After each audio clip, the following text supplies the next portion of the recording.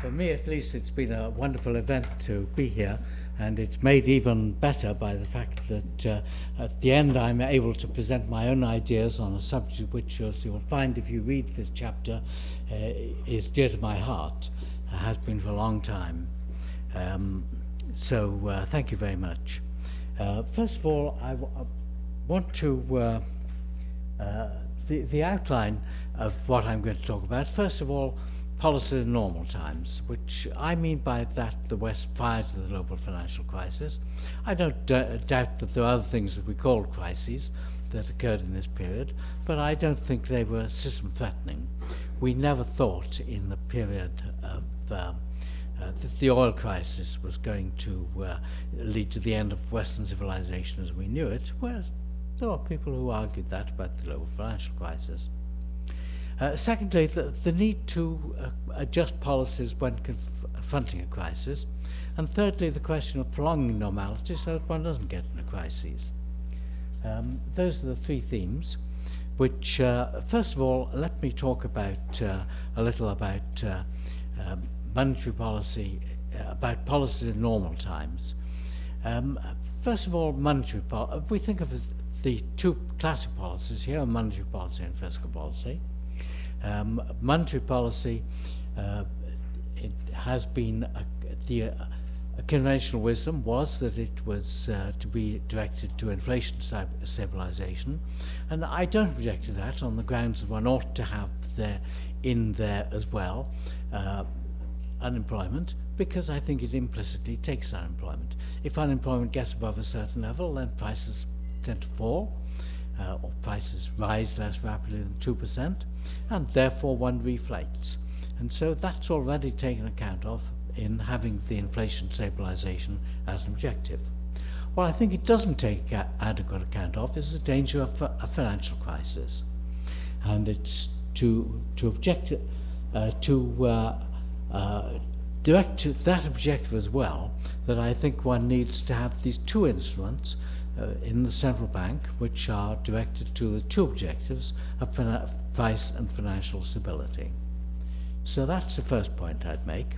The second point is that fiscal policy, I'm conventional in arguing that it should aim for stabilization of the debt to GDP ratio. That's the long run objective of fiscal policy. Where I do I'm unconventional is, first of all, that I agree with Bill Klein in that I think one ought to be concentrating on net debt and not on gross debt. Net debt takes, on the negative side, one puts the things that are really worthwhile the government has invested in. And if the government has invested in those and thereby has acquired assets which are worth more, and this will tend to happen in recessions, I think the idea of cutting gross debt by cutting useful government expenditure in a recession is crazy. It makes no sense at all. So first of all, it should be net debt to GDP, and secondly, I would put it equal to zero rather than any arbitrary number. Why does the net debt equal to zero? Well, because that's the rate at which there is no either benefit or curse passed on to future generations. One does not pass anything on to future generations if one has a net debt of zero. One only invests what is worthwhile. So that's the long run objective. It's not a high priority objective, but it should be an objective.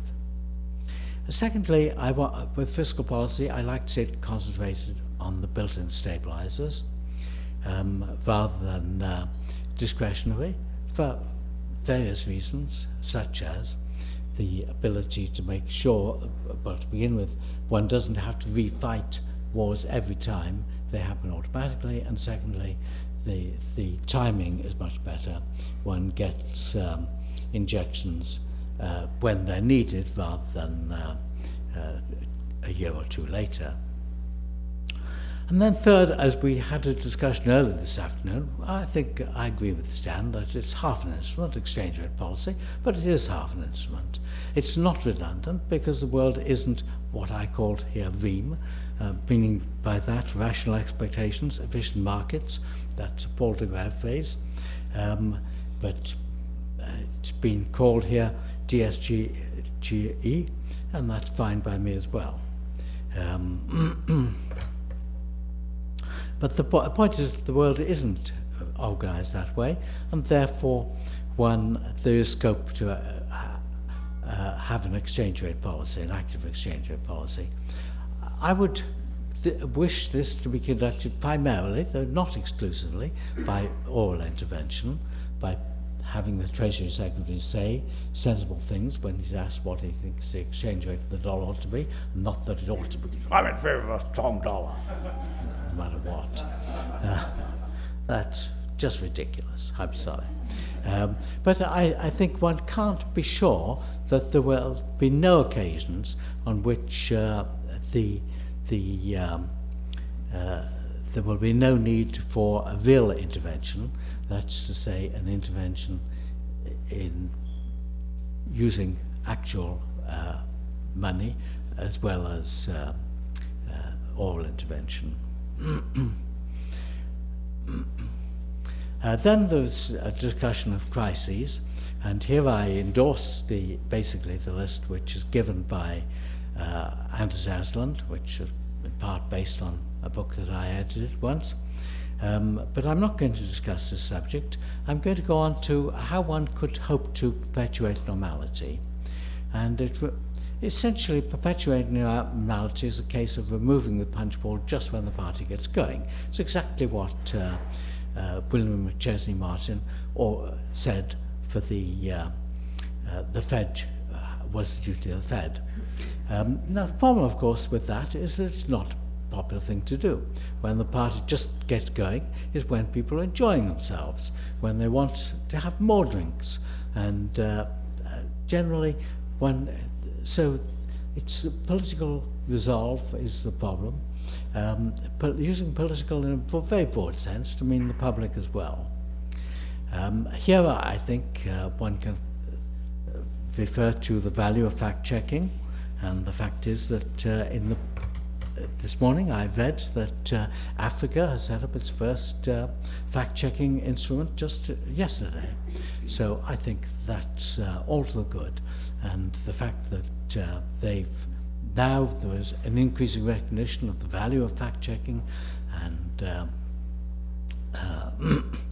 that's a step forward, but I don't think it goes far enough, because essentially fact-checking is looking at the factuality of particular statements. It's looking at whether a particular statement is true or not. It's not looking at whether the general stance of economic policy is consistent with the long-run future, which I regard as the great need. So that looking how one could do that, well, first of all, there's the idea of fiscal rules, the sort that Germany has been urging on its partners in Europe in recent years. The problem with fiscal rules, as I see them, is that either they are cyclically destabilizing, or else they're riddled by exceptions. One can draw up a list of, one can make exceptions for, as the Europeans have tried to do this last time round, but one doesn't know how effective these instruments are going to be in the future. Are they really are the Germans going to accept that they should be disciplined the next time round? They weren't last time, that it affected them, and so one is not sure that they're really going to work. So I think the next step is to go on to look at fiscal councils. A number of countries have established fiscal councils. The Office of Budget Responsibility in the US, the CPB in the UK, in the Netherlands, and there are a series of councils that have been established for the purpose of saying, first of all, whether the government is being macroeconomically responsible, and secondly, of pointing to particular expenditures and doing cost-benefit analysis on them and saying whether they're worthwhile or not. I think that fiscal council is a great thing, and people who have them are likely to be thereby be better informed, but I don't think they're an answer. And if you see that by looking at the experience of the United States, I mean, who has the United States has an Office of Budget. Sorry? Office of Management and Budget, and nobody can accuse it of being a Congressional Budget Office. Yeah, sorry. It has nobody can accuse it of being ineffective, and yet it has not solved the problem. The United States is in this problem as much as anywhere. So therefore, I don't think that they are the answer. How about the possibility of election watchdogs? Well, two countries that presently have things that are called that qualify as election watchdogs. There's in the Netherlands, there's the CPB, that stands for Central Plan Bureau. It doesn't do any planning nowadays. I hasten to reassure you, but it in the UK, the Institute of Fiscal Studies also fulfills this purpose. First of all, let me talk a little bit about CPB. It's part of the government, but it's apparently trusted by the populace to act independently and to make a comparison, a systematic comparison of the policy of the parties, which is done before each election. The costs, however, this process is not without costs. Some people regard it as introducing a bias towards policies that are well measured by the CPB's central model. And against those, benefits are not measured by the main model. Now, it's true that CPB has therefore developed supplementary models which try to say what the benefits of a good education system are, but there's still a residual bias, and it publishes the results of those comparisons as well, but they don't attract the same degree of public attention simply because they don't come out of the main model. The main model is what's going to happen in the next 4 years, and so it's what's happening to demand and other things in the next 4 years. That's and so if your benefits, education is a good example, benefits are not well measured by that, then they're undervalued by this approach. How about the Institute of Fiscal Studies? Well, it's an NGO, it's not a part of government. It's probably made less impression on the British electorate than the CPB has on the Dutch electorate. The CPB publishes a report which is very widely read in Holland, not so much by the actual electorate as by the press, which then passes on to the electorate the main messages. And one can understand that the IFS has not made that sort of impression on the British electorate. It publishes a series of briefing notes rather than a comprehensive report, which they draw on the work that IFS is doing when they can do, but they present the reports in verbal form rather than the outcome of a model. I happen to be in favour of that, but I don't think that at present IFS makes that much impression on the British electorate. So what could one think of for fortifying this role of election watchdogs? Well, first of all, I think that one needs to face the fact that election watchdogs, at least in this role, they have to consist primarily of economists. The problems that we're seeking to address with them are economic problems, and therefore economists may be unpopular, but we nevertheless need to agree that need to appeal to economists. I think there are three problems. First of all, how to achieve a useful measure of professional agreement, because if you put 6 economists in a room, the popular opinion is 7 arguments will be agreed, will be put forward.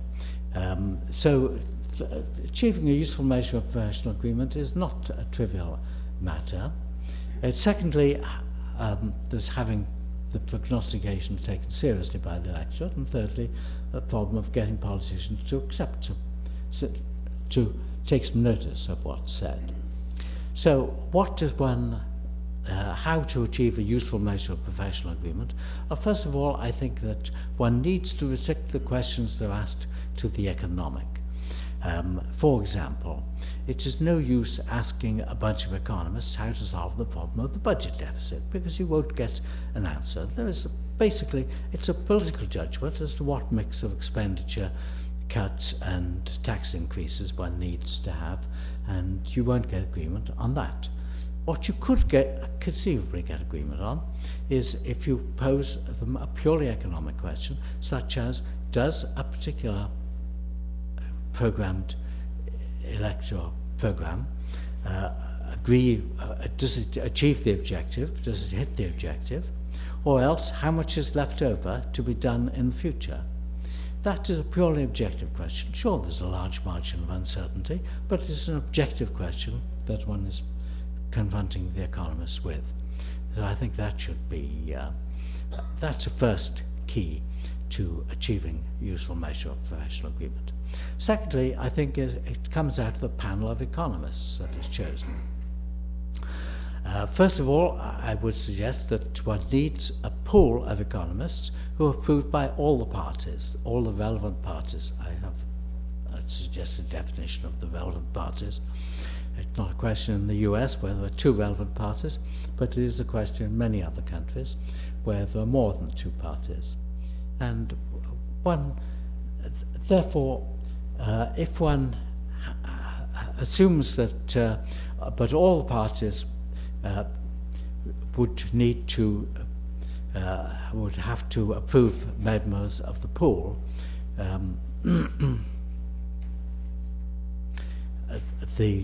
that's the first thing.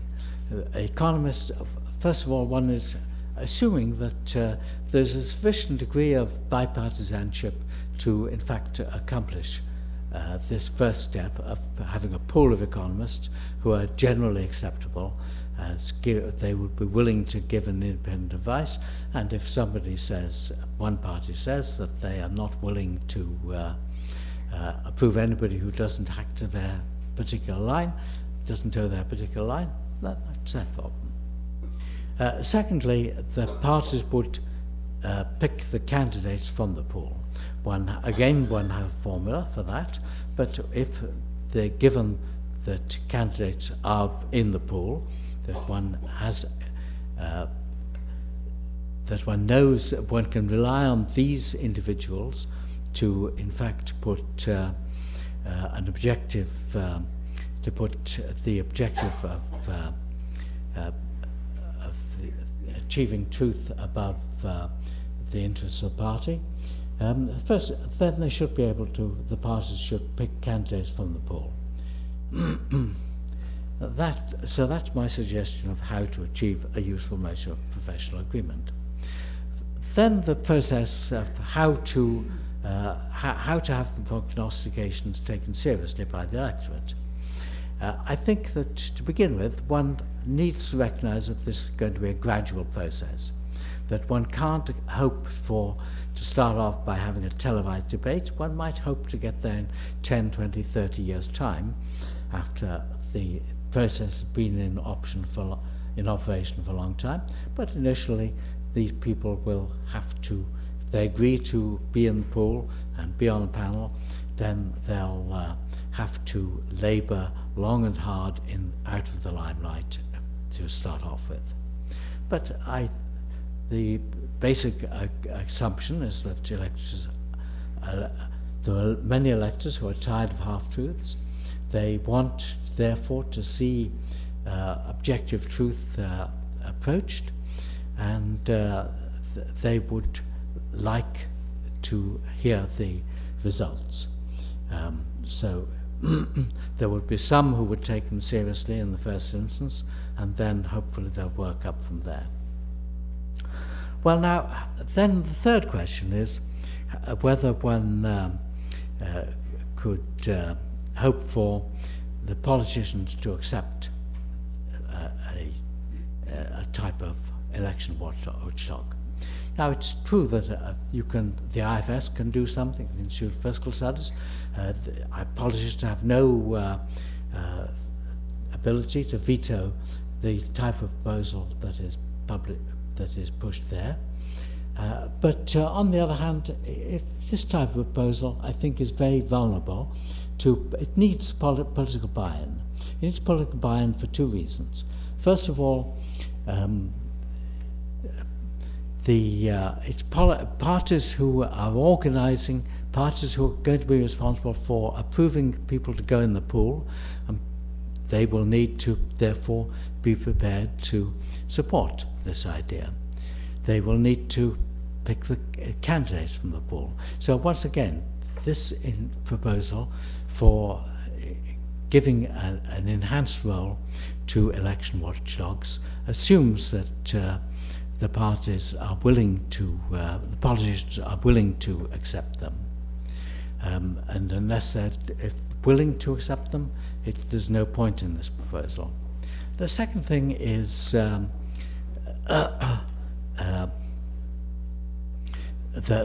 political buy-in is essential, is that there's no point in having the election results simply on the basis of the ability to persuade the electorate, if in fact the politicians proceed to take no notice.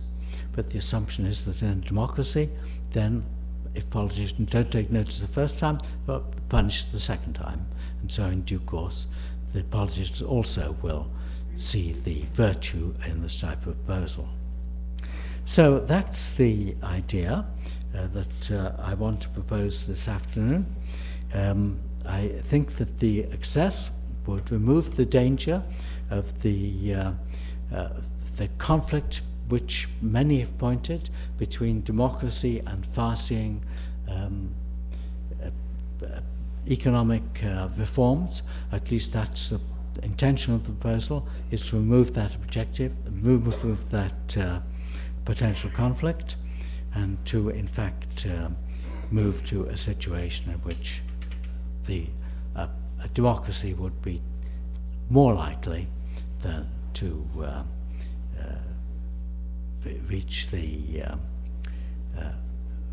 a good outcome. Thank you very much.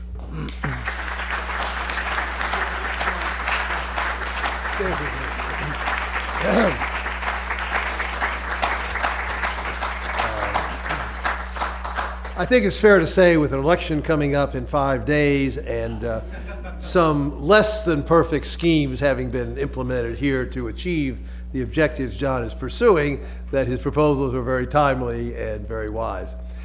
We've reached the end of the day for the conference, but I invite everybody to stay on for a reception in the back, and if you brave the elements, out in the garden. I want to thank John for these latest ideas, which are very apropos and enormously relevant to what we see now in the United States, but other countries as well. We thank you for the last 50 years of wisdom that you have shared with us on so many topics, as expressed today in the papers, the comments, the discussion. And we look forward to continuing the discussion over drinks, but furthermore to your being near us for many years to come. Thank you, and congratulations on everything.